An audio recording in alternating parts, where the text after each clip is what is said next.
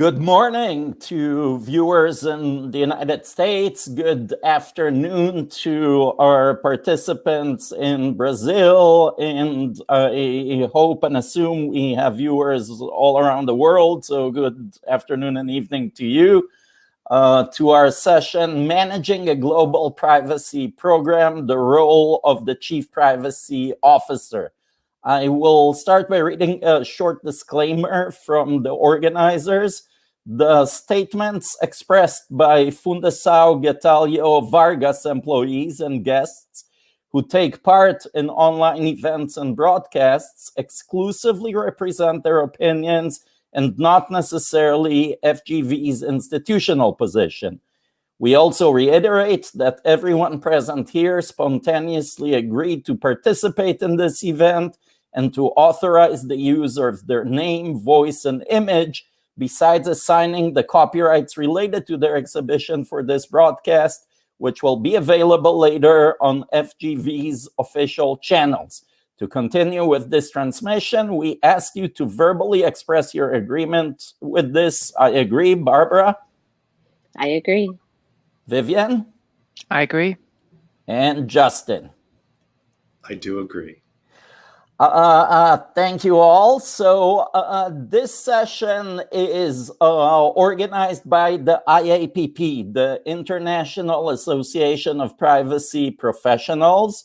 We are a professional association that represents the profession of people who work in privacy and data protection around the globe. So these are the chief privacy officers from the title of this session, and the data protection officers and their teams and staff and representatives throughout their organizations.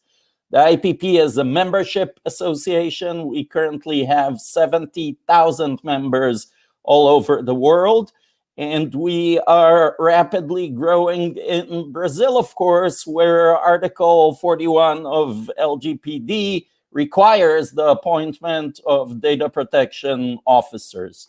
Today on the program, we have the best and brightest CPOs in the world.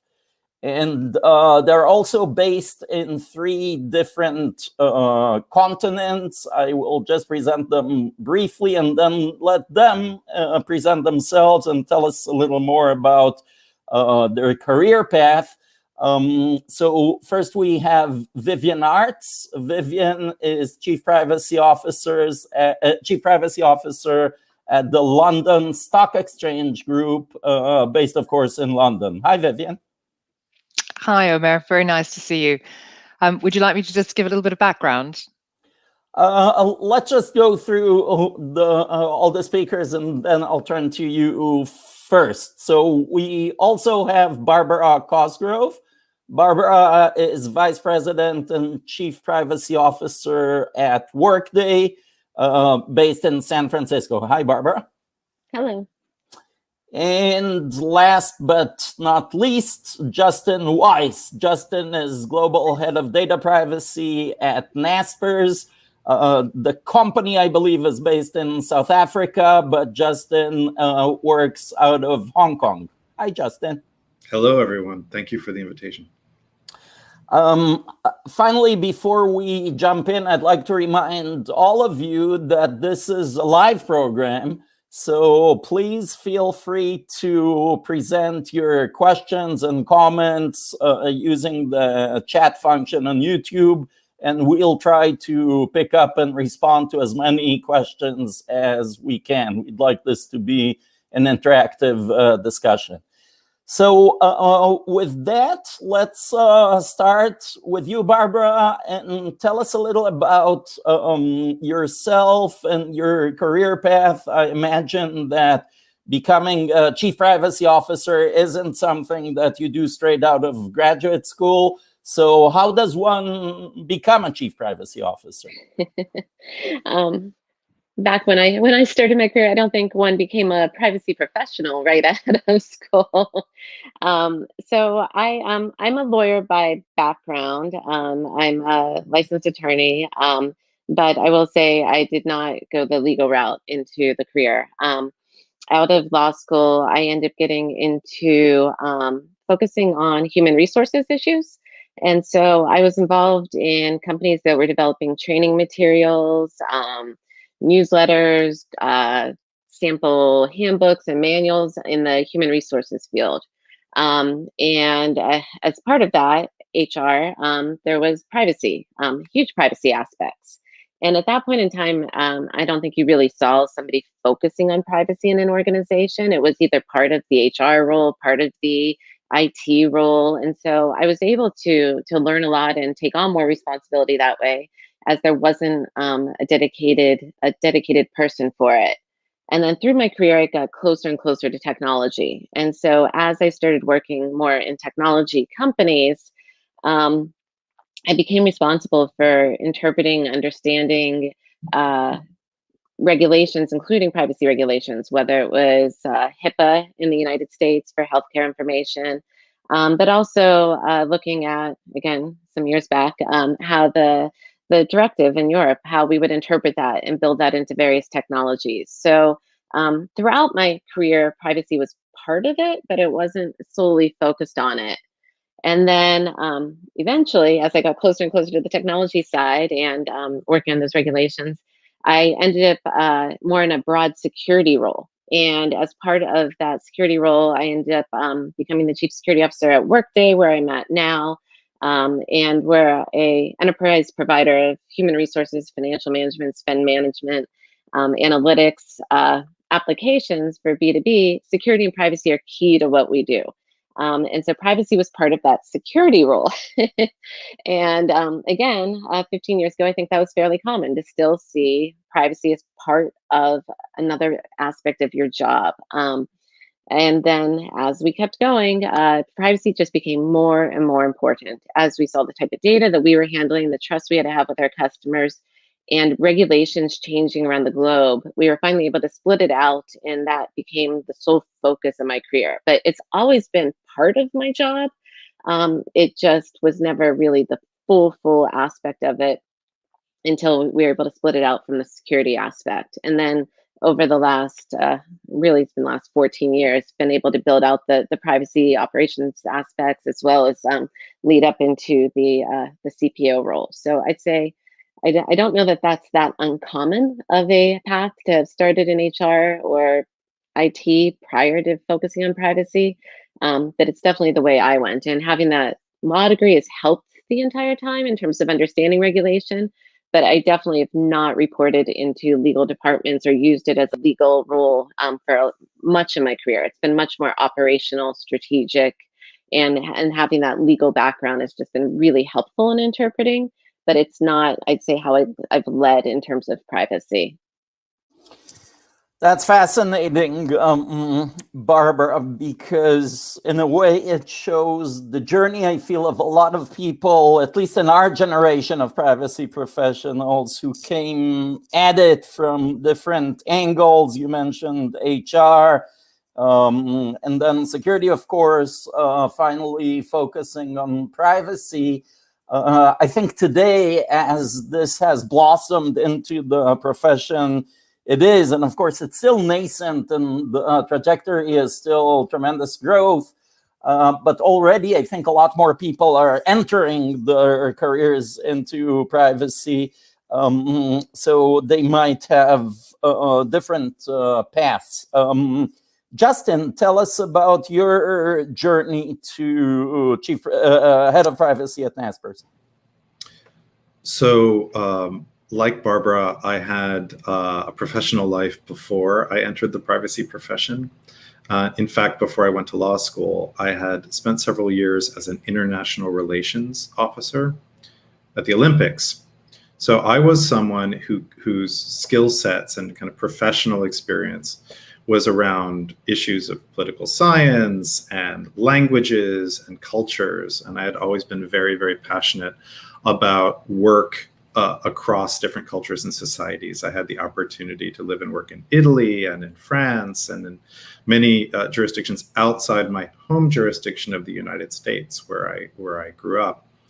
I saw privacy and law school roughly about the same time as an opportunity to add a kind of expertise or asset to my quiver of skills. And so in my case, I did go to law school in the United States and become a licensed attorney, but I practiced in privacy law exclusively immediately after completing law school. And so that's a slightly different experience. And that was now more than 15 years ago. So it's still this generation of a lot of my peers in the privacy space, even as I was starting then, were coming from other backgrounds and bringing the skills and the experience and sometimes the maturity of experience that comes with those other domains to bear on privacy advice. My first privacy role was as a staff attorney for a trade association focused really facing the Federal Trade Commission in the United States and focused on online advertising privacy issues, whether it be through email or through online targeted advertising. And what that did for me is it gave me a very, very deep vertical expertise in a commercially relevant technology domain, which created a lot of demand for services. There were many, many tech companies, particularly in the time that Google and Microsoft and AOL and Yahoo, sort of in the early 2000s, were these kingpins, particularly of that industry. And there was a big demand for people with that expertise, and the supply was very small. So being so specialized in a domain of privacy so early, in my instance, was really very beneficial, because there were few people doing that kind of work. And it was a bit of a wave that I think I was able to ride that allowed me to build a very robust network. That network then took me to my next role, where I served as the International Privacy Officer for Yahoo. So staying in the internet and technology space, but expanding to other topics beyond just the online advertising sector.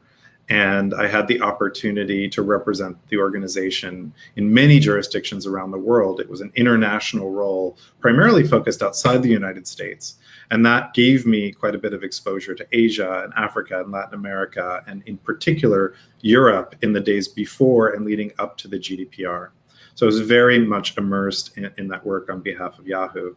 And issues like right to be forgotten, I remember at sort of the end of my several-year tenure at Yahoo, that was the big topic that last year that I was there, where I was really immersed in discussions following the Costeja decision in Spain and figuring out how search engines should be implementing that guidance. And then finally, that brought me to where I am now, which, as Omer, you said, is at Naspers, which is actually the largest South African internet player and a very large global investor in technology companies. So Naspers is a conglomerate. We have many businesses and business models across many jurisdictions around the world, with a particular focus on growth markets. So, for example, for this audience, we have a very significant investment in iFood, which is a very prominent, well-known food delivery service in Brazil. There are many other investments that we've got throughout the Latin America region that are really important to us. And what's been excellent for me, this is now my 7th year at Naspers, is the constant flow of mergers and acquisitions activity, new companies and business models coming into our group in different jurisdictions at different times of privacy maturity for the countries, but also for the companies themselves, small and medium-sized enterprises, all the way up to big listed multinational companies. So that diversity has been a real interesting benefit to me professionally. And as I came in to the organization, I was indeed the first privacy person globally in the group. And so it was very much a blank slate. And this 7 years, and I look forward to the conversation with all of you today, has been a journey, a learning journey, taking the skills and the experiences that I had previously, but having the opportunity to learn a lot of new things on the job that were firsts for me as I continue to build this practice to where it is today. So that's been my journey. That's great, Justin. So you bring a different perspective than Barbara, as Barbara talked about HR and security as a background. Yours, I'd say, is international and digital privacy. And it's interesting because I find that, again, at least from our generation, of privacy professionals, I think there are kind of three prototypical backgrounds. Well, three or four, I guess. One is digital, Justin. It's like this crowd, this community of people who worked in ad tech and sort of the early internet days of AOL, Yahoo, Google, the first bubble, you'll recall the year 2000. Another is the HIPAA audience, which we don't really have represented here. You have security, of course, in HR, and security is still a big kind of adjacent profession and with overlap to privacy. And then there's financial services, which brings us to your story, Vivienne. Tell us how you got into privacy and how you became the Chief Privacy Officer for London Stock Exchange Group. Hello, everyone, and thank you very much, Omer. So I am a qualified lawyer, and I started my career in London. And when I was qualifying, the area that interested me the most was technology law, which was incredibly new. And at that stage, which perhaps dates me, there really wasn't any specific technology legislation. But the year I qualified is also the year that the EU Data Protection Directive was passed. And I remember one of my first tasks was to work with my colleagues on a presentation for our clients about the EU Data Protection Directive. And so I did my homework and decided that actually this was really difficult. It was pretty unintuitive. And I was definitely going to stick with technology, not data protection. Thank you very much. So I then focused on my technology law, and I worked in different private practice law firms. And then I decided to go in-house. So financial services was on the up and up, and it was really the coolest sector, particularly in the UK.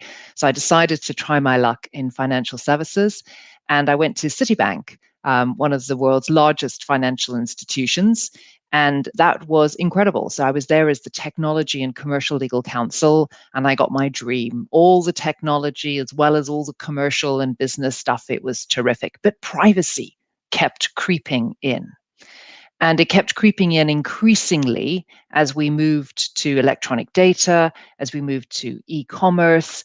And so I hired somebody to do privacy because I thought, I'm not going to be doing this. Thank you very much. I'll get somebody else to do it. And they did a great job and then decided actually they were going to move on, and it fell back into my lap. And of course, the recession came around and there was no hiring. So it fell to me to pick up privacy. But one of the things that I was able to do when I was at Citibank was to join a number of industry bodies. And so I joined the industry bodies and began networking with my peers who were all very focused on privacy. And the more I discussed it with them, the more interested I became in the advocacy for privacy, legislative developments, the opportunity to influence how the legislation was evolving, and to join the dots, not only for businesses, but more broadly for society around the importance of data and the implications for privacy. And so I then got hooked, and I put on my privacy glasses and I've never taken them off. And it's the lens through which I now see the world. So I then spent a lot more time doing privacy, and it was an increasingly large part of my role at Citi, to the point that it was becoming more or less all of my role. And then I decided that actually it was the moment, with GDPR coming into effect, having spent so much time through the industry bodies, lobbying in relation to the EU GDPR, and looking at legislative developments more globally as well, that actually it was time to embrace privacy full time. So I went to Thomson Reuters to become the Chief Privacy Officer, to build the team. Thomson Reuters then split into two, and I went with the financial and risk business, which became Refinitiv Limited. And then Refinitiv was acquired by the London Stock Exchange Group. So that's where I am now. So it's been a bit of a crazy but exciting and truly a fantastic journey over the last 4 years of doing basically four organizations really in 4 years, and acting as the Chief Privacy Officer for TR, for Refinitiv, and now for London Stock Exchange Group. So that's my journey. I resisted privacy, I'll be honest, until I realized actually how important it is and how it plays a role both in our society, both for us personally, and then also in the business environment as well. And when I pulled together all of those threads, I realized it was absolutely what I wanted to do. I love that, Vivienne, because one of the lessons I try to impart to students when I teach a class is that resistance is futile. Don't even try to resist privacy. And it's a bit of a Hotel California type of profession. Once you get in, there's no way of getting out. And you don't want to get out. And the reason is that it's so fascinating, so fastly evolving, really at a dizzying space, just trying to, capture all the news and the changes and the new laws and regulations and technologies and business models. You don't have sort of time to pick your eyes up and see other options. So I think if you made it this far, even in this session, if you're still watching us and still interested in privacy and data protection, you're staying here. This is your career. So listen well to what our experts have to say in the rest of the program, because it's really important to how to conduct yourselves and manage a global privacy program. So with that, let's talk a little about your privacy programs. And I think there are two ways to kind of go about this. One is to provide a snapshot of what you have right now, because all of you lead programs for large, very large, sprawling companies, and international in nature also. So there's a lot to capture there just with a snapshot, what the structure of the program is, how many employees, who reports to whom, who you interact with, the areas of responsibilities, the maybe your reporting structure to the board, how strategic it is. Another kind of perspective is to try to provide more of a narrative of how you got here, how the privacy program developed from being what it was when you joined your companies. Justin, you mentioned that you were the first privacy and data protection employee for Naspers. Barbara, I think you were probably first or one of the only ones. And how it developed to what it is now. So I think the short version is that I'm not sure how to present this question to you or how you want to talk about your programs. Feel free to do, either. But tell us how your program is structured, and if you want, how it became structured like it is now. Should we start? Let's do the same round. And Vivienne, by the way, I apologize. I said at the introductions that you would go first, and somehow you went last. So that wasn't intentional. It was random, but let's continue with the same kind of order. So Barbara, you can go first. Okay. Maybe I can start with how the program's evolved over the time, and I'll focus on Workday, where I'm at now. I've been at Workday for 14 and a half years, and so it's been a journey from a very small startup company where when I started, we were under 100 employees to now being over 12,000 employees. So as I started, we were really building the program from scratch. I came in, we were creating our policies, creating our procedures just from the start. And at that point in time, as I suggested earlier, it was part of the security role. And so I came in and owned security and privacy as part of that. And as we added a couple of folks onto the team, it stayed that combined team for a while. We did not have dedicated privacy people for the first 7 several hundred workers that we had there. It just was part of your role and part of the security. And it made sense for a company of that size. And I think that's still fairly common today, to look at based on a small company that you may not have a dedicated privacy resource.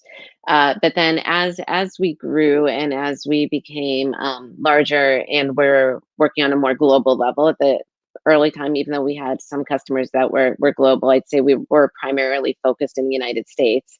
As we started to become selling more global, looking at more global regulation and hit around that, I'd say 500 mark, we started to look at separating the teams out. And that was when I moved over to the privacy side of the house. But it also took compliance with me at the time too. So it still was a combined role in terms of privacy and compliance, but we did feel like it was the right time to separate from security. And at that point in time, it was still a very lean team. It was myself, and we had a few folks who came from more compliance audit backgrounds who had done consulting in privacy and security and could help still build programs, could help do awareness, could help do policies, could help do audits. And then as we've continued to grow, I'll kind of go fast through the next part here. I'd say the role evolved. We kept expanding the team, not only in the United States, but also in Europe. We built out teams there, and we started to have more dedicated privacy lawyers in both. We had privacy operations teams in both regions. And then we have a dedicated DPO, a data protection officer that's based out of Ireland. He actually relocated from Italy for us to Ireland and is there.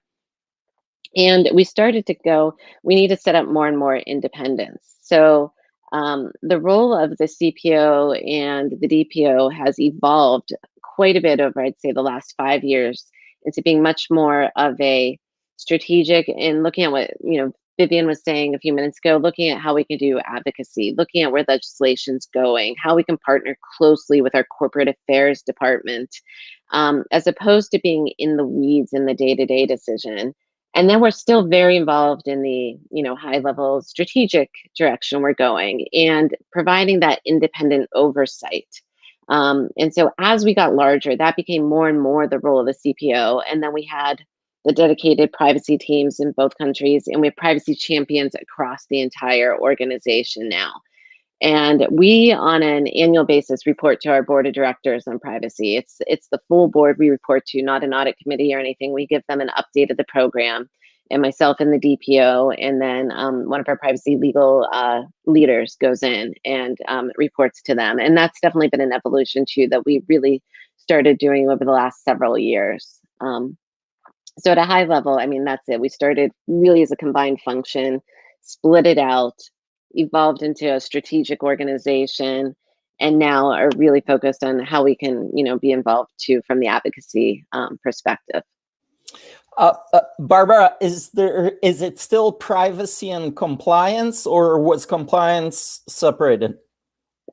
Just over the past 2 years, we split out the compliance team. And so the compliance team is its own organization now too. And who do you report to? I report to our GC, our general counsel. So we report into the general counsel. And we did that originally. That's a good question, because when I started, we were part of our technology team, our development team. And then we moved into more of our operations under more the COO. And then eventually we moved under the GC, and not because it's truly it was a legal function, but because we wanted to make sure that we had independence in terms of how we were advising across the organization. And so, when we were reporting to development, we were often advising something where maybe there's a conflict in terms of how we were doing it, and the same thing. So we felt like falling into the legal function just made the most sense for us to have that independence, and again, to help us get more of that direct dotted line to the board as well. Great. So, Justin, I was wondering first if you have thoughts, reactions to Barbara's story and journey, and then, of course, tell us your own at Naspers. Well, one of the things that I was thinking about, I think, Barbara, you can nod if this is right, but the context for the growth of a program for a US-based company or a US-based multinational is a context that's often heavily informed by the way that the organization thinks about the laws that apply to them, and that discussion about compliance, is an element of whether things are illegal or not. When I came to Naspers with a South African headquarters and a focus predominantly outside the United States and outside of Europe, with the exception of Central and Eastern Europe, where we had a lot of investments, I would say that there were still so many important strategic jurisdictions for us that didn't have active privacy laws, that the organization had really identified the topic as something that was going to be more and more and more material for it in the years to come. And the recruitment of somebody with a US EU background, which is the background that I brought to the organization, was about trying to prepare the organization for the onslaught of really GDPR style obligations in jurisdictions that didn't have a tradition of those. And so one of the things that may be similar, may be different, was that the organization that I walked into didn't have very rigid ideas about structures or reporting lines or whether or how this was the same or different than security. I think it was a bit of a blank slate, which is obviously a benefit to me. The other distinction in my experience is that, notwithstanding the fact that in the aggregate as a group, we have more than 28,000 employees. This is a huge organization. It's an 83 billion market cap kind of group, but the parent of all of these companies and assets that have their own brands is very slim. There were fewer than 150 individuals at the parent of this group. And I thought that was very interesting. In some ways, it's counterintuitive for a lot of people. And so another learning that I had early on was that big organizations can govern either as a centralized team or as a decentralized team. And there's almost always that tension between the scope and autonomy of regional or affiliated players versus the mothership. I would say that Naspers historically, and this is very much driven by the experience of people on the board, but also the CEOs that we've had, are strongly committed to the decentralized model. And so what that meant was, when you become one of those 100 or so people that may have a subject matter expertise, as I did, and you're the only one coming in, we were expected to visualize or design a program that's a kind of shared service that can be consumed by the affiliates or the companies in the group as a pull rather than a push from the top. Which is interesting because it has evolved over time, and I can describe a bit how that in some areas has changed, but in many ways it stays the core attribute of our privacy program. So when it started and I came in, I was indeed hired by the general counsel. I continue to report to the general counsel of the organization. It continues to live in our legal function, and most, if not all, of the data protection officers and information officers and privacy specialists that we've cultivated over time to a team of about 50 or so, I would say, across the group. Most of them are in legal. And I think that there's more to say about that may also be relevant for the audience of CPDP and LATAM. Because in my experience, the origin story of many, many privacy people in emerging markets and growth markets is indeed a background similar to Vivienne's.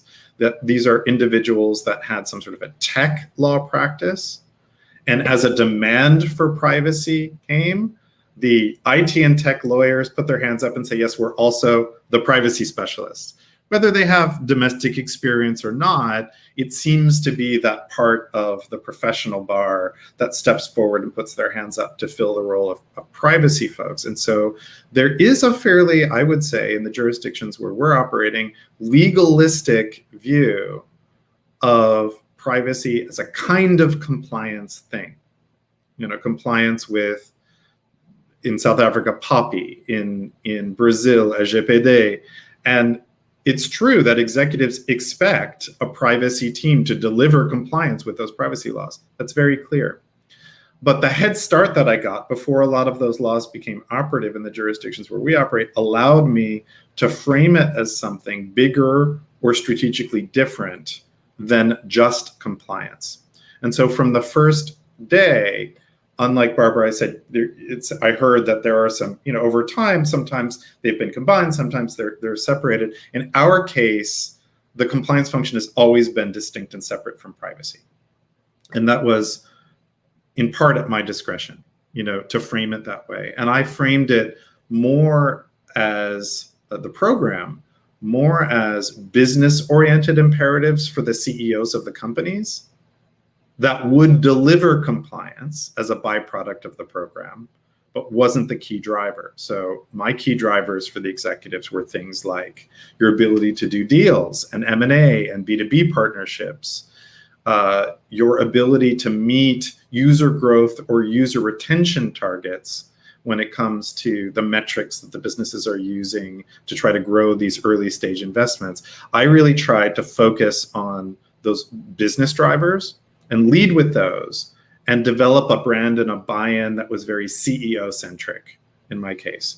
And I had the privilege of being in a very lean organization where there wasn't a lot of vertical or even horizontal space between me and those CEOs and those executives. I think that that's somewhat unique to the structure of the organization that I walked into. I know a lot of my peers are constantly, evolving their practice to fit into kind of the corporate culture, and that translates into different department assignments, different reporting lines, et cetera, et cetera. But in our case, that leanness and that decentralized model have allowed me to remain relatively close to the senior executive cadre, and not only the senior executives of the mothership, but of the underlying businesses themselves. And so when we acquire a business, another attribute is that I'm part of the dog and pony show that gets rolled out in week 1 or week 2, where I go through my CEO deck and we try to push a lot of the central services that we've got on offer to help support the businesses that we invest in. And so it's a very interesting structure. When I say there are 50 people on the team, only 3 of us are at the parent level, and then the remainder are either data protection officers, chief privacy officers, information officers, or deputies or members of their team that we've worked to cultivate organically bottom up over the last 7 years that I've been there. Justin, this is great. And a couple of things. First, I want to let Barbara sort of reflect and respond to that, because there's a bit of a comparison thing going on. But before that, I have a comment and a question to you, actually. My comment, and maybe this goes to what Barbara will say also, is that in a way, the organizations couldn't be more different. But Barbara is talking about the startup, essentially. I mean, not anymore, but when she started, which has become this huge global service provider at the very cusp of sort of personal data, employees, technology, but still kind of a single uniform company context. Whereas for you come into an existing conglomerate, a holding company, which has these incredibly data-intensive holdings, businesses all over the world. If I recall correctly, Vodafone is one of the holdings, or was at some point, as well as some of the big mainland China-based tech companies. And you are sitting at the holding company level and trying to impart some, I won't say template, but program strategy of privacy to these holdings. I wanted to ask you, just as a quick follow-up, Justin, Barbara mentioned the institution of the data protection officer. She said Workday has one based in Ireland. And actually, we didn't talk much about the interaction between the DPO and you, Barbara, the CPO. But given that this is very much an issue for Brazilian businesses now with LGPD, I wonder what Naspers DPO, strategy is. Yeah. So to your point about a template, I do have a template quite explicitly. So I have a document that people are welcome to go and look at on our website. If you go to naspers.com/privacy, it basically gives you the roadmap for the program that we advocate in the companies that we invest in. And it's called the Data Privacy Governance Policy, and it describes the group approach. And I'll just extract one bit of that that's responsive to your question. And it's the section on the privacy program itself. And we say, we think whether you're a small startup or you're a large listed company, there's some common elements to what everybody's expected to deliver from a governance perspective. And the first part of that is called executive buy-in. And I started to describe to you my mechanism for trying to generate strong levels of executive buy-in at the CEO level. And we assign a lot of responsibility to CEOs. With the discretion that we give CEOs to be relatively autonomous in the group, there's also quite a bit of governance responsibility that's affixed to the CEO. And the first task or action that we give them, that's a very easy thing to ask for, and it's relatively easy for the CEO to do and dispose themselves of what they think this responsibility is we ask them, you have to designate a privacy lead for your organization. Many, many times they will choose someone internal. It can be someone from the IT department. It can be someone from the legal department. It can be, often I find people delegating it to a GC or a CTO or maybe even a CISO and saying, hey, nominate someone on your team that's willing to put their hand up and learn more about privacy. And then we at group level spend a lot of time invested in their nominee, training them up, qualifying them to be a DPO or an information officer. But that first act of the executive team naming and hopefully empowering the individual to be a privacy leader is a critical spark that starts the deployment of the rest of the program requirements, because it's really that leader that we're trying to cultivate from scratch in many cases, particularly if it's a startup that doesn't have a lot of resources. We are helping someone repurpose their existing skills and be exposed to a new thing, and very quickly, and we have some great examples of this, relatively junior individuals gain disproportionate importance and advantage by virtue of the demand on those skills. And they gain early on, very quickly, management level experience that they might not otherwise have had as an individual contributor. And they start finding themselves having to coordinate horizontally with departments that are often more senior than they are. But as long as they have that direct tie to the CEO and the mandate from the CEO, the model seems to work pretty effectively. Because they can always pull that CEO card and say, well, I carry the CEO's mandate, and that's what we're working on. And, if there needs to be an escalation, we know who we're escalating to, the person who holds the ultimate accountability and responsibility, which is the CEO. So that's the detail that I would point out in terms of the template and how it gets executed. And then the closed loop is indeed this network of nominees or designees or nascent leaders or now more mature leaders of several years down the line, gaining experience as they go, or what makes up our network at parent company level of who we're working with every 2 weeks when we have our DPO, CPO, privacy leader calls. This is the body of knowledge that we build organically through those individual leaders that we're trying to cultivate. I love it, Justin. You're basically an incubator for baby privacy leaders, privacy pros. And if I recall correctly, I even spoke in front of this group, I think in Hong Kong, right? Brussels. Brussels. So Barbara, quick reaction, and then we'll shift to Vivienne. We haven't forgotten you, Vivienne. Sorry, it's taken some time. Sure. Just to respond to the question you asked at the start, Justin, with the nod in terms of the building the program based on legal We actually had a very different approach as we built ours out. We absolutely had to consider privacy laws, but ours was really this trust journey. At the start, we didn't even have in-house privacy counsel. We were relying on external counsel as a small company to guide us.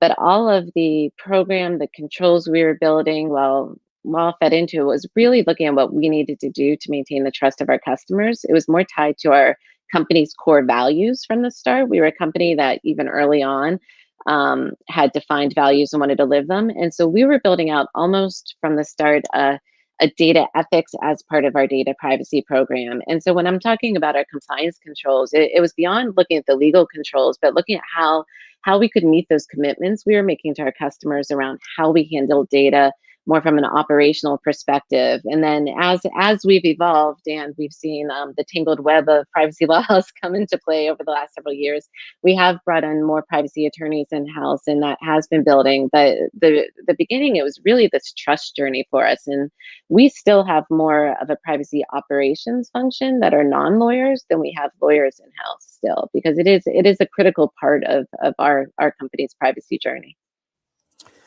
Great. So, Vivienne, but as you were describing your personal path, my head was spinning just with the corporate acquisitions, shifting from Thomson Reuters to Refinitiv to the London Stock Exchange. So tell us how that plays out in terms of your privacy program. And maybe also if we can ask you to compare and contrast, if you agree, to your prior experience at Citi. I'm just curious, being one of the biggest financial institutions in the world, how different is a privacy program there? Plus, it's a bank. They know all about compliance. They write the manuals for compliance compared to companies that are more data focused. Thanks very much, Omer. So yes, it was a wonderful opportunity to go to TR because it gave me the opportunity to literally create the privacy team and the privacy program from scratch. But if I reflect back to my experience at Citi, I think together with many financial institutions, when privacy first became something that banks really needed to take seriously, there was a sense of resistance, which is, well, we have banking secrecy that we comply with. We have confidentiality, which we comply with. In fact, we're so regulated and we treat data with, in a secure way and with such respect. Really, what does privacy add to that? And of course, the realization was it adds quite a bit. But I think it took a while, certainly, when I was chairing a couple of industry bodies in terms of financial services, to get people's head around what the implications really were. And their privacy sat very much within legal and then within compliance. So there was a legal team that did advisory in relation to privacy, and then there was a compliance team that did operationalization in the context of privacy. And then we ended up creating another team that actually sat within the technology world that dealt with data transfers, because we realized actually that was probably the single most immediate issue that needed to be practically addressed. And I left before we brought all three of those together, but ultimately that is what needed to be done next, was to bring those three functions together under one. But traditionally, the biggest issue for the financial services sector is your regulator, who you're regulated by, and the local laws where you're actually doing business. So it's looked at very much through that regulated entity lens of legal compliance and complying.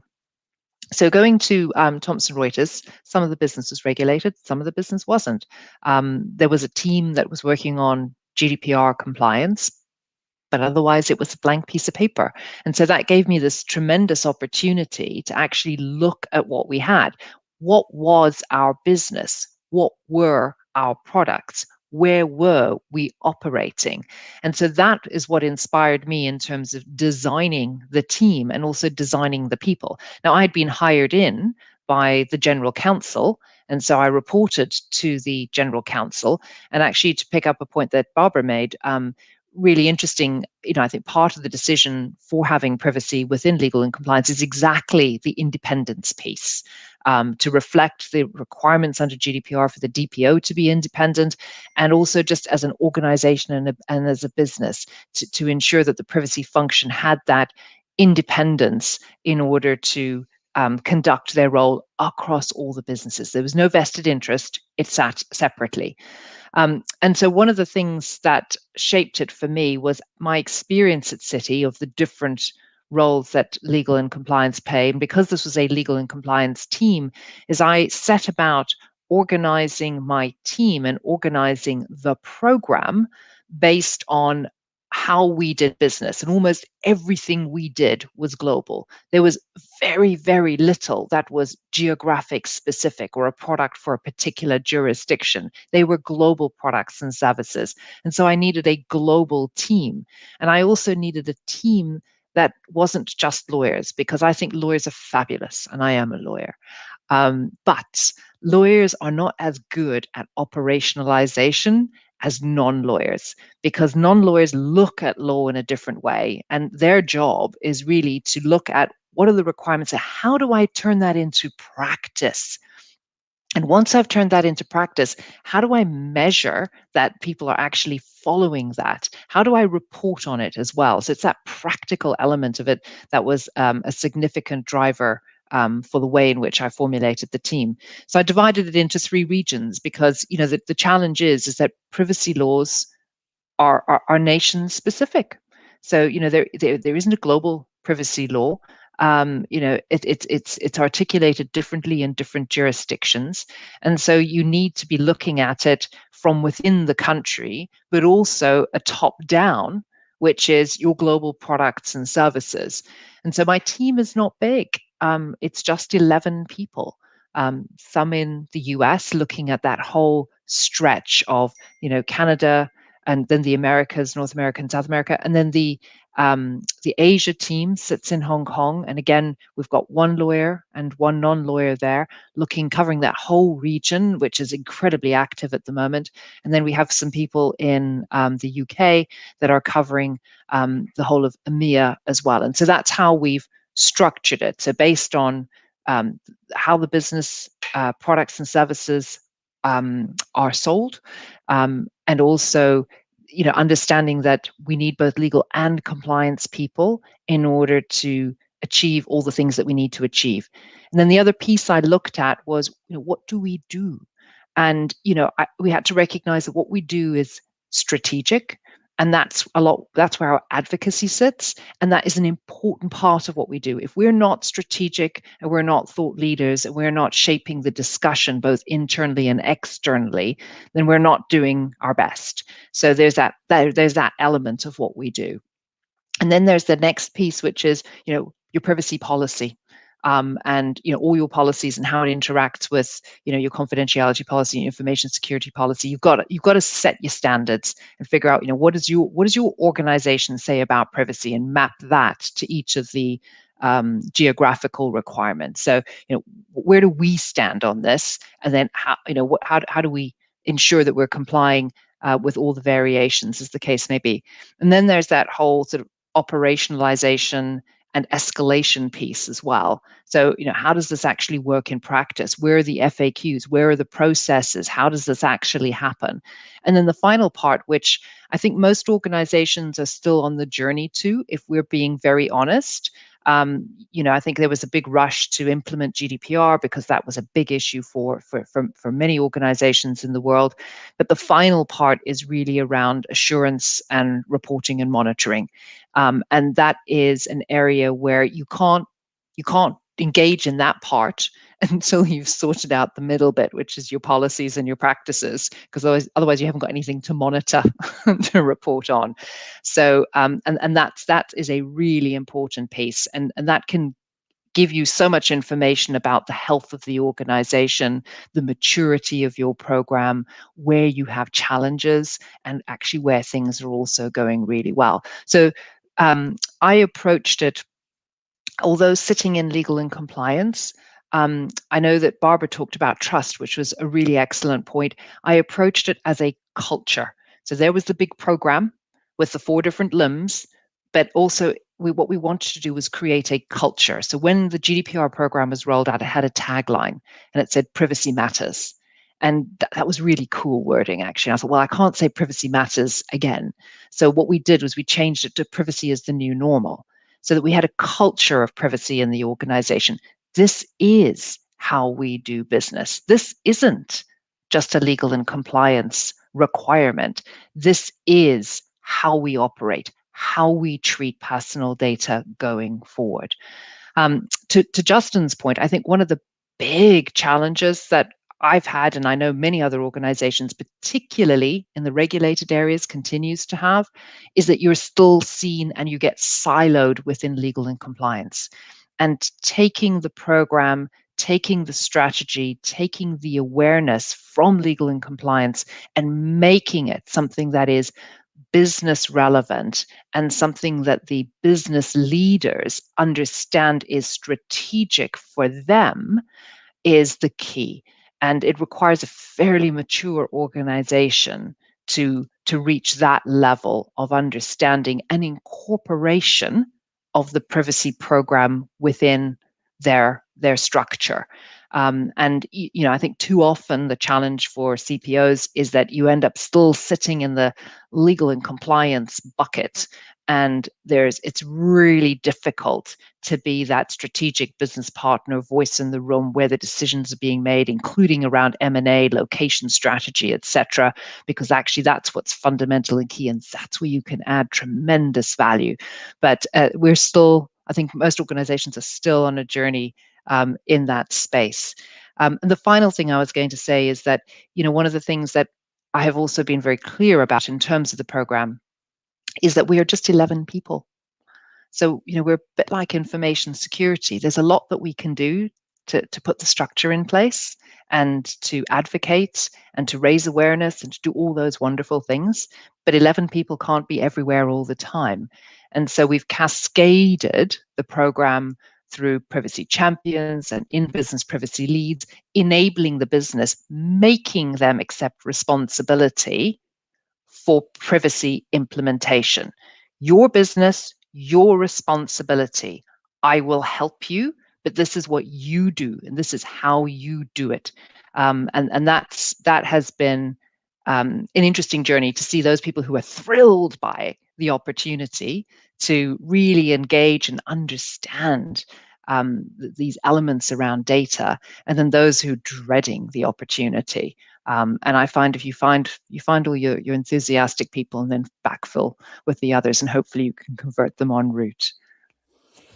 Vivienne, so much great stuff there. I'll pull just a couple of threads. The international aspect, how does one globalize a privacy program across not just laws and regulations, but also cultures and expectations, I guess.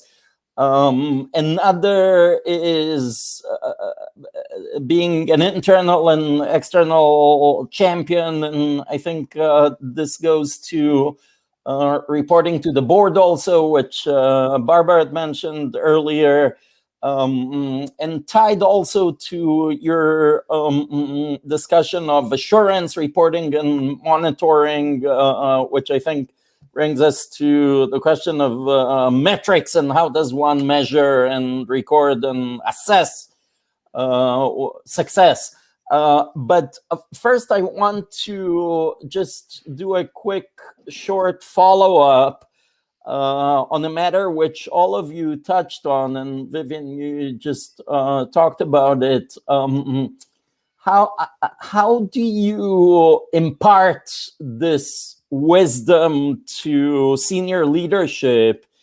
And I think all of you have had a good opportunity to do so. Barbara, because you started in a startup, and Justin, because you're so close to the senior management, and Vivienne, you just talked about this. But I think a lot of people also in the audience might be interested, people coming from small and medium-sized enterprises or people who are just starting the privacy program.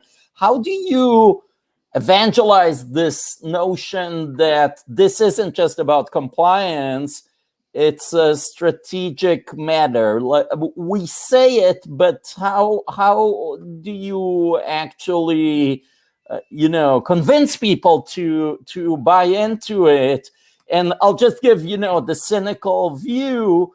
If I'm a business leader in Brazil now, somebody comes and tells me, oh no, there's this LGPD and there's data protection and privacy, and actually you should think about it as a business imperative, and it's strategic and it's trust. And I'll say, yeah, okay, do your box checking exercise and just tell me that I'm covered LGPD wise, and we can move on. Justin, you're a veteran of the ad tech industry, and you were at NAI, I think, and that industry, people are very focused on utilizing data and leveraging data. And now you're telling me it's strategic to focus on privacy. How do these things even fit together? So maybe starting with you, Vivienne, and working back to Barbara this time. Sure, crikey. Well, there's an awful lot in there, isn't there?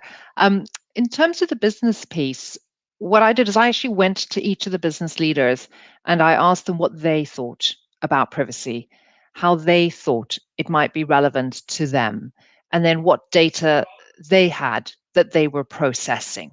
And that enabled me to work out the baseline of where I was working from. So there's no point going in and saying, this is why it's important, this is why you have to do it, I'm here to convert you. You've no idea where you're starting from or ending. So instead I took the other approach, as I said, which was to find out what was their awareness, what was their interest, and did they think it was important? And then I could have the discussion and tease out the issues and say, well, actually so you do have data in all of these places, and these are the types of data, and these are the types of customer, and these are the sorts of things that I think we need to address in order to enable that your business can flourish. So, really looking at the privacy compliance piece as enabling.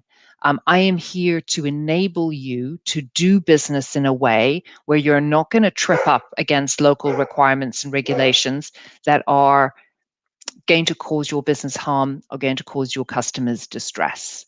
So that was very much my approach. But I'd be interested to hear how others have tackled it as well. Let's do a role play, Justin. You come to me as the privacy champion and I tell you, hey, don't sell me that. Like business data is the new oil, and I want to leverage and utilize and squeeze every bit of value out of data. You're distracting me. This is an obstacle. Let's cross it as quickly as we can and move on. Yep, I think I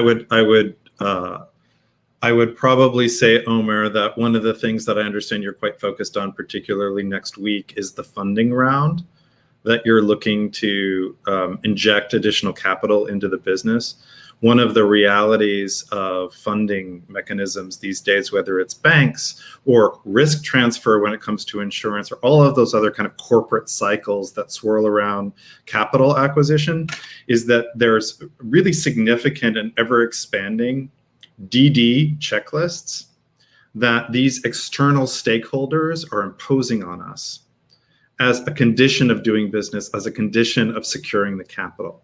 And so maybe 5 years ago, these were very cursory kinds of questions that we had to answer. But increasingly, with the rise of data breaches and with the rise of now ransomware is a huge focus for a lot of external stakeholder groups. And with, frankly, the trust destroying behavior of certain internet multinational players, the list of expectations for this type of capital expenditure has gotten a lot longer. And the reality is that bad privacy practices and a lack of structural response to those types of questions can actually block the deal, block the transaction, and you become an ineligible player in the ecosystem. So I would, this is one of many incarnations of essentially the same argument that Vivienne opened up, which is about sustainability of the business. In addition to all of those capital and sort of financial transactional motivations behind having a solid privacy programmatic response to the interrogations of the external world about how you responsibly govern your assets in a sustainable way.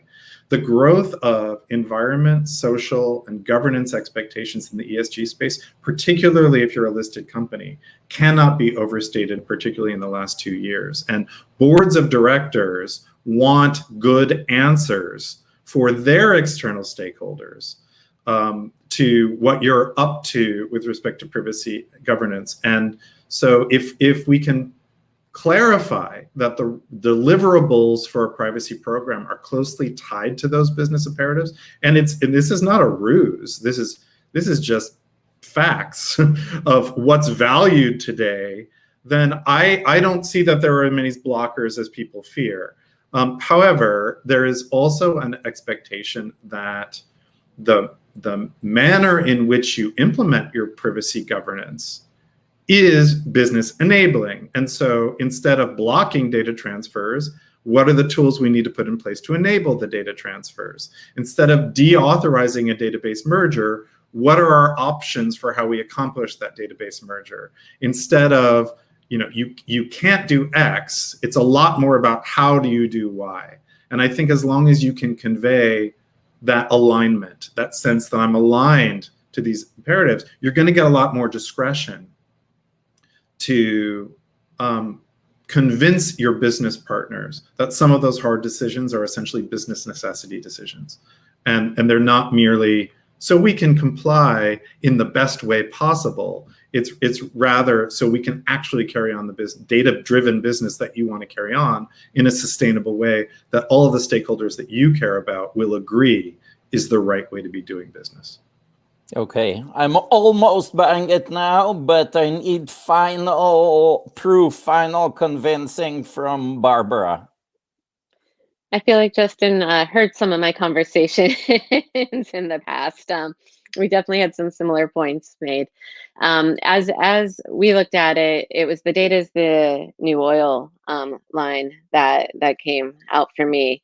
Is as we look at developing technology, delivering services going forward, and data use, we have to also look at all of the headlines around the misuse of data and see that that is leading the narrative in creating fear around how companies are handling data. And so for us, we took a step about 3 years ago now, where we took a step back and set out 3 privacy principles that we were able to get the company to agree on across the senior level.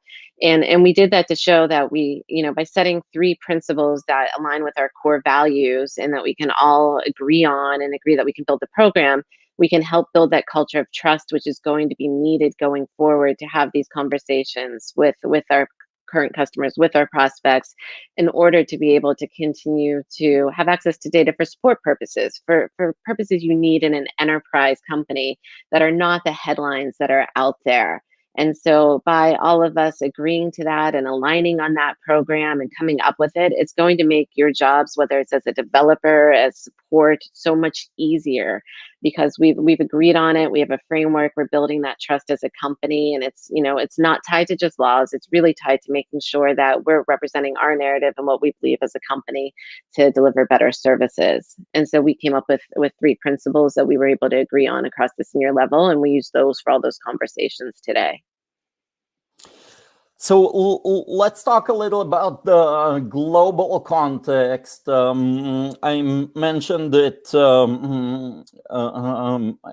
a takeaway from what Vivienne said.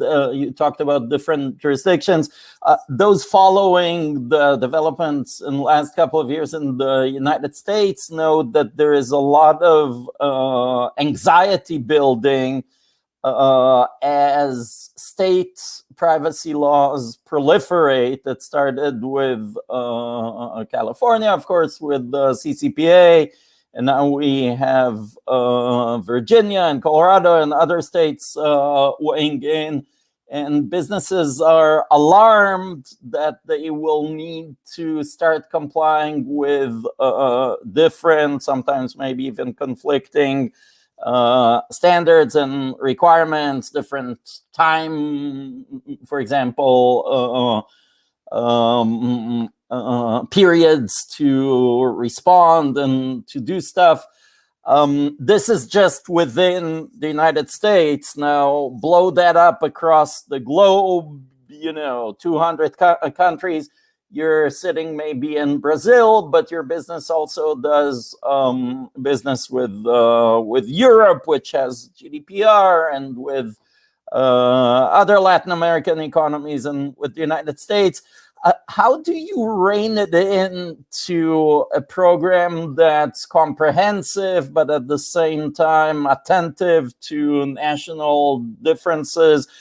How do you do privacy at a global scale? And by the way, I just mentioned the difference in laws and regulations, but of course there are also differences, stark differences sometimes, in culture, in consumer expectations, and in just business models. So how do you run this as a global enterprise?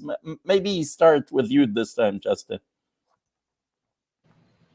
I remember you're reminding me, as you've presented essentially the ocean of expectation that exists. It's true that as a global practitioner, we really do have to boil the ocean most of the time. And some of my legal colleagues have actually said that about the ambitions that I often set for ourselves, because I do want our privacy program to deliver all of those things at exactly the same time. And I think it's fine to embrace that ambition. And as Vivienne said, it's always going to be a journey to try to get better and more mature in different places on different aspects of that journey. But I will say that in our experience, at least so far, over the 7 years, there is enough commonality across the jurisdictions upon which to build the skeleton of a consistent program.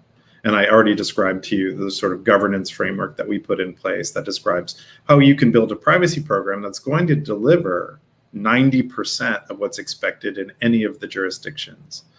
And then that remaining bit, whether it's something specific to South Africa around the protection of juristic persons, or it's something specific to China or Russia in the context of localization requirements, there's always going to be some additional bits that have to be customized or localized. I think back when I was at Yahoo, we were often very preoccupied with how we would push out globally. I think it was Vivienne who was talking about the global products. You try to do a global privacy policy, and then very quickly you find out you need to have an addendum for Indonesia or an addendum for FGV in Brazil, where you want to be able to give local language prominence and meaning for local consumers. I think that, apart from those technicalities about disclosures and the reality that there are sometimes localization requirements that have an impact on infrastructure decisions, the vast majority of other expectations in a privacy program are aligning relatively well.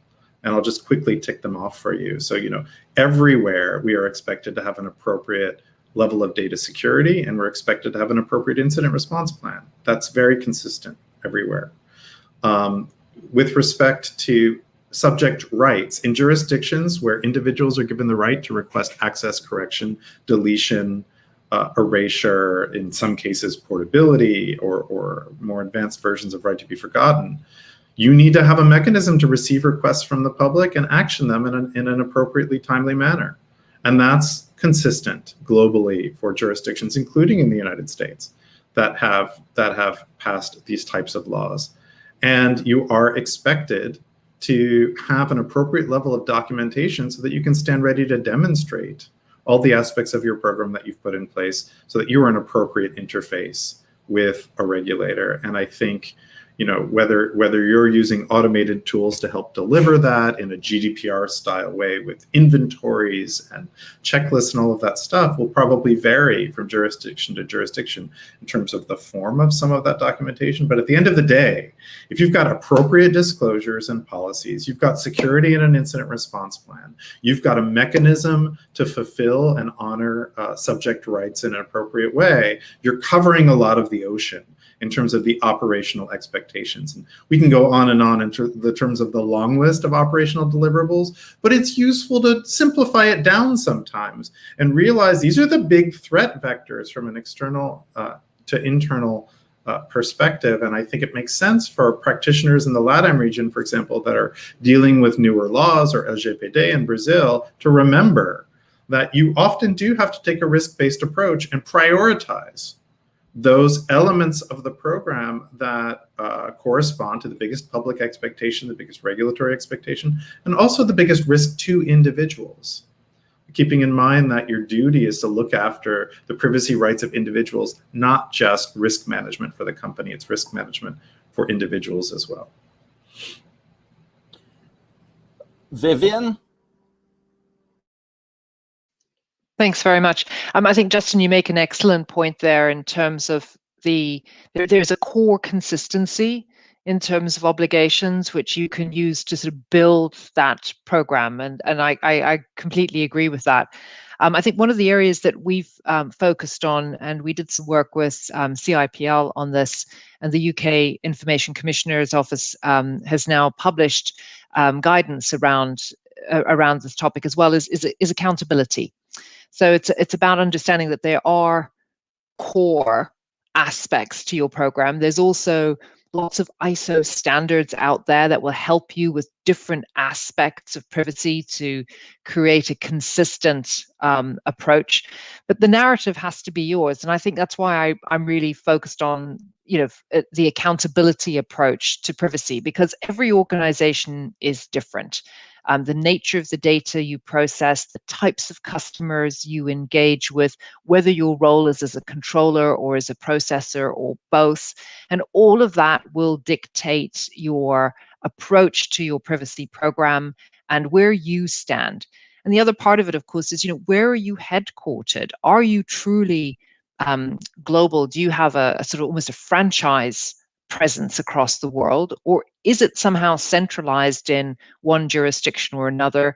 What is the governing law that you choose for your contracts as well? Because that will have an impact in terms of your presence in certain jurisdictions. So there's so much of it depends on your organization, how you operate, what data you process, who you engage with, and on what basis. But I think that accountability approach ensures that you take responsibility as an organization for ensuring that you understand what your privacy obligations are, that you understand your risk appetite, that you articulate clearly what your position is, and then wherever you go in the world, you can use that as your model and your benchmark, and you say, and how does this work out in South Africa with PAPIA, for example? These are the extra things I'm going to need to do. Or how does this work out in Brazil? These are the things that need to be changed or tweaked, as the case may be. But there's so much you can leverage from that core, which means that you've got consistency and you can develop that culture of privacy within your organization so people understand why it's important and the importance of safeguarding it and being respectful about data. Because if you can just get that one message across around being respectful of data, being thoughtful about data, then you're at least halfway there on the journey. Barbara, you'd mentioned that Workday started as a US-focused business, but of course branched out to the globe. So you very much underwent this process personally of having to see the global picture. Tell us about your experience.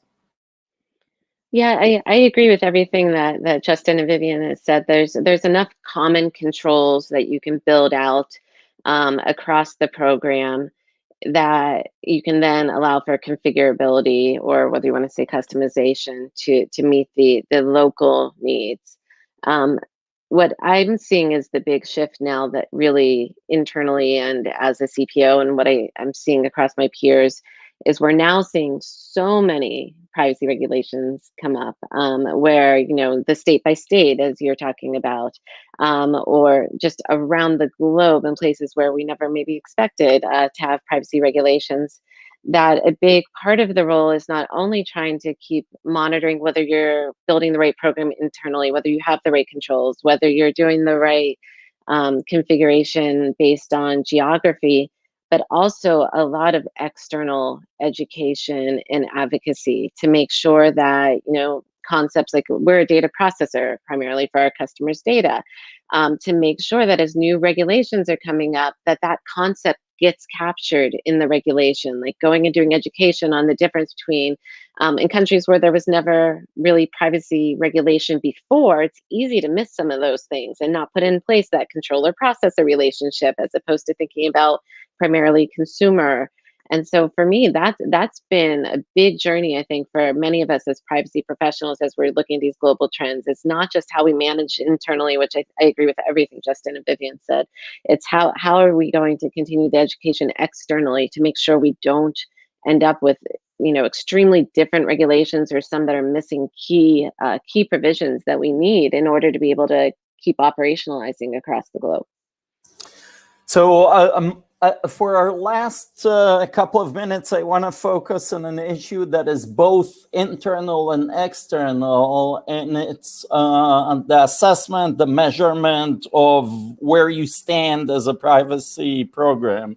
And apologies for the background noise here. Part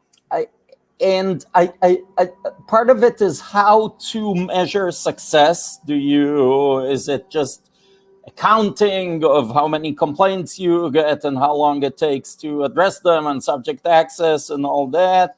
Or is there a way to sort of crystallize the strategic aspect of the privacy program to know where you stand?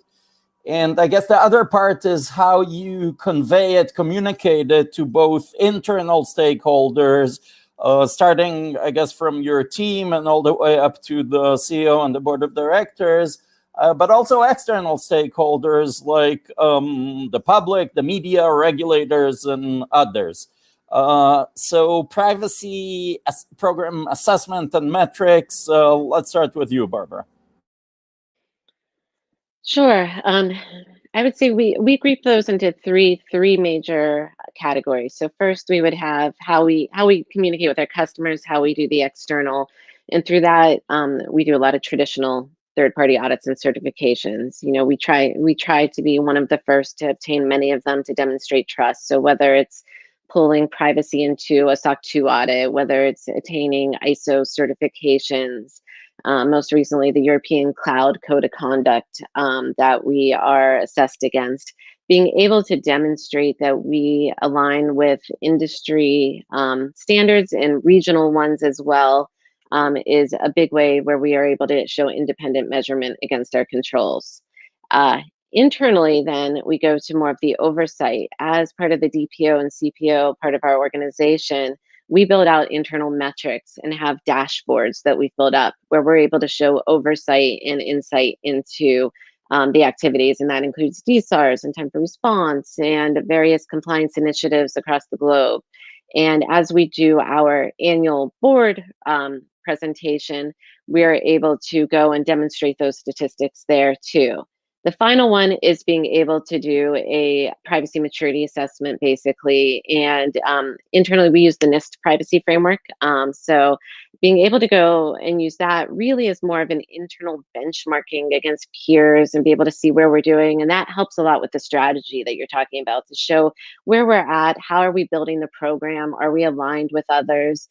And we use that internally as well for executive team and board to demonstrate whether we're focusing on the right initiatives. So there's three different areas where we're able to show various metrics and insights, and then we pull all of those together to do the reporting up on the at least annual basis. Justin.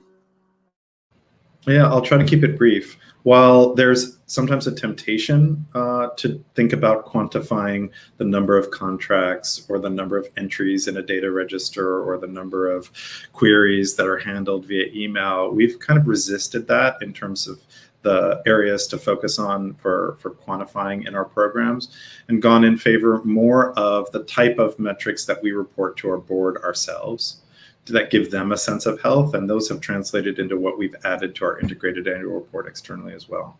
So the first one, which won't come as a surprise to anyone listening, having heard me evangelize about people, is there's a people category. So we can measure over time the growth of individuals with privacy responsibilities, expertise, the growth of teams, and you can see over time in our organization over the past 7 years how that's gone up and up and up.